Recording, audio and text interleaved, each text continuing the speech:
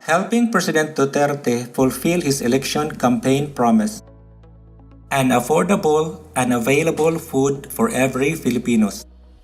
The Act's comprehensive platform, a proposal. The President's Grand Plan.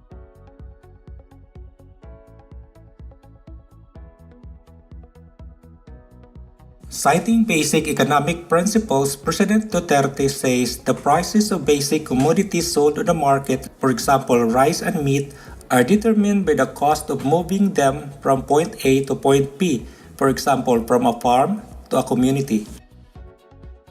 The President's massive undertakings. Constructing farm-to-market roads. Directly helping farmer and fisherfolks, for example, free irrigation, boat giveaways, agrarian reform implementation, etc. Building trade centers. Training farmers, etc. All these efforts are meant to provide very affordable food prices to the consumers while at the same time helping the food producers increase their stocks. Solving the middleman problem.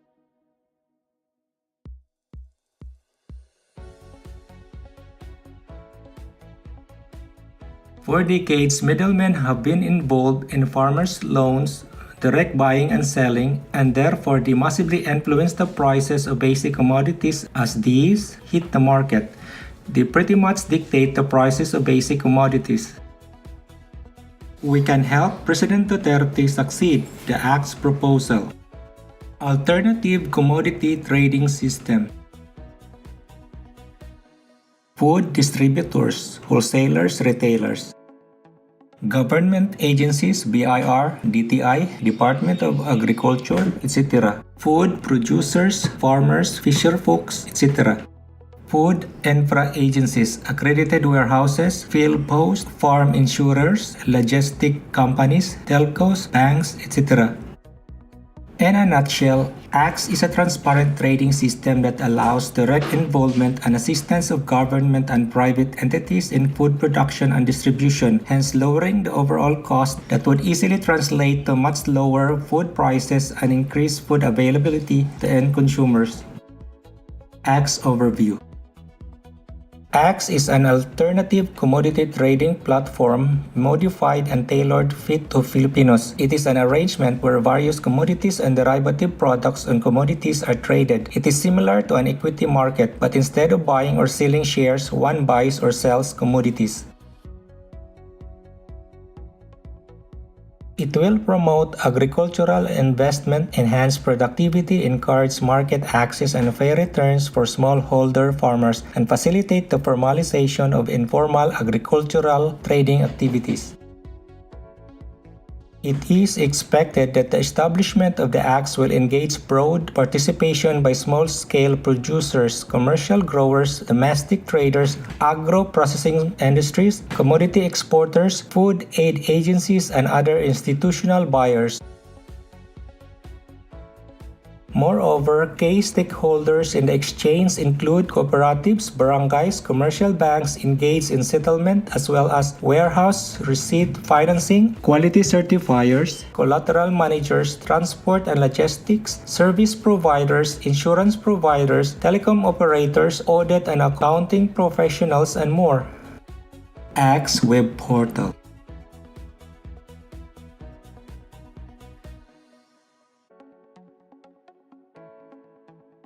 Benefits of ACTS.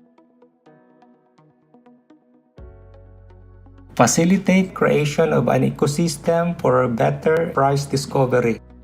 Promote agricultural investment. Enhance productivity. Encourage market access. Fair returns for smallholder farmers. Facilitate the formalization of informal agricultural trading activities.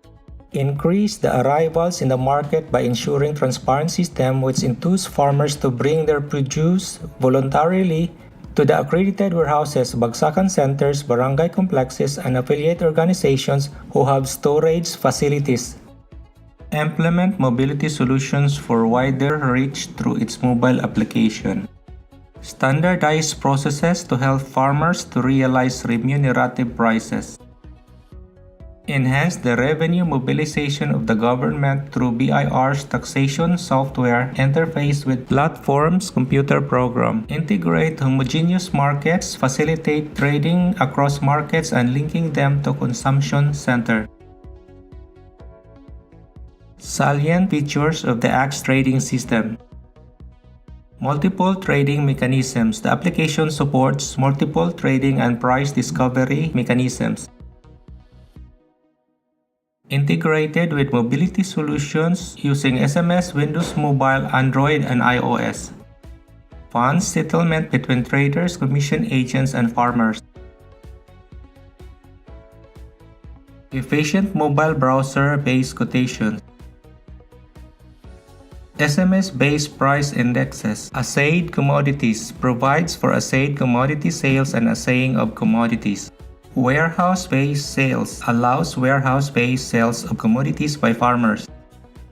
Aggregation of farmer lots combined with assaying for better price realization for the farmers. AX-specific solutions to prevailing problems in food production and distribution.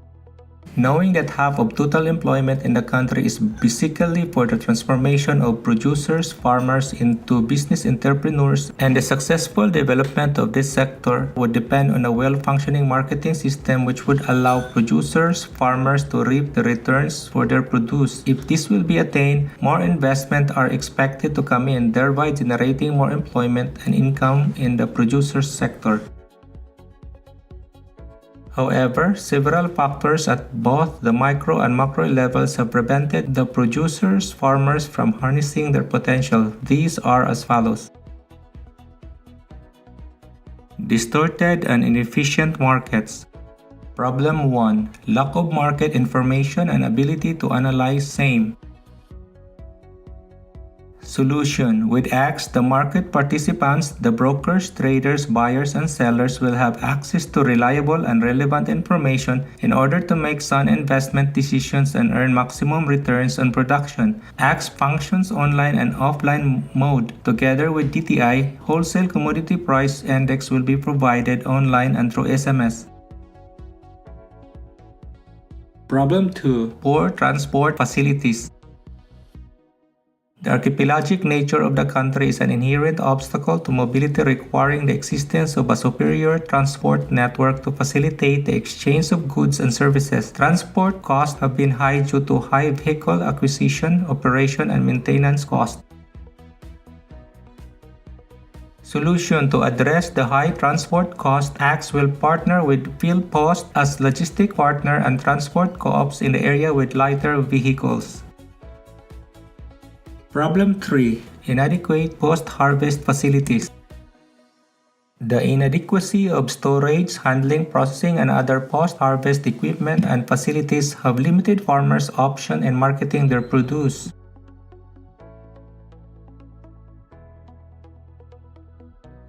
Solution. AX addresses this challenge with accredited warehousing approach. In addition to private warehouses, AX proposes to utilize barangay sports complex, multipurpose building, co-op warehouses, and bagsakan centers. In the accredited warehouses, including the government facilities, server, desktop set, Wi-Fi, and electronic billboards are placed for transparent market information and prices. Problem 4. Lack of definite product quality standards. The absence of definite product quality standard does not allow producers to command a better price for their produce. Solution. AX addresses this challenge with accredited warehousing approach. Commodities are categorized graded by quality and weight per quantity. To achieve these, AX will accredit third-party verification laboratory companies like SGS, Intertech, and trains barangay hall staff as verifier personnel, especially for remote areas. Inadequate investments. Problem 5. Lack of financing and credit facilities. Most agricultural producers are small farmers with inadequate financing. Their financial requirements are usually provided by traders at high interest rates. Small farmers therefore borrow money from informal sources because these are accessible, require no collateral, and voluminous documents like those required by formal lending institutions. Solution Acts addresses this challenge with commodity futures trading approach. Commodities are traded in a later date. Small producers will be clustered and will affiliate with bankable co-ops, NGOs. Buyers will give marginal fees to producers, sellers, and the co-op will post a performance bond provided by GSIS, Acts partner, or any accredited private insurance companies in behalf of the small producers, and the marginal fees will be used to fund farm inputs instead of obtaining loan from loan sharks, and perhaps the government will provide a low-cost financing in addition to marginal fees. Problem 6. Uneven tariff protection. The low tariff protection received by the agriculture sector compared to the non-agriculture sector is one of the factors which have contributed to the unattractiveness of agriculture to investments. Solution With Acts and its platform, it will attract investments on cold storage facility, warehousing, logistics, insurance, surety, marine cargo, crops, etc., third-party verification, companies, and more. Problem 7. Inadequate government spending. Years prior to the Duterte presidency, government expenditures for roads, bridges, ports, and irrigation system, as well as for research and development of productivity-enhancing technologies in support of the agricultural and rural sectors, have been inadequate and less proportionate to the sector's share in the gross domestic product. This neglect for the sector has kept investments away from agriculture. Solution 1 to 3% of the Act's platform fee will be used to fund research and development, farm inputs, and post-harvest facilities. Institutional benefits of the proposed alternative commodity trading platform, or ACTS. Helps organized producers to have greater access to resources and inputs needed in marketing their produce, allowing them to buy their inputs and sell their produce collectively, transport it in bulk, etc. for more efficient operations and larger returns to scale, and also give them stronger bargaining power to command better prices for their produce. Provide strong linkages to allow them to access stable market, stable prices, and stable supply of commodity. Develops entrepreneurial skills among producers by allowing them to utilize marketing investment information for longer-term production and marketing planning, and from taking advantage of economic opportunities. The ACT software system is proven to work overseas in helping both the food producers and distributors. Its Philippine software version is ready for demonstration. Please contact us using the details below for demo schedule.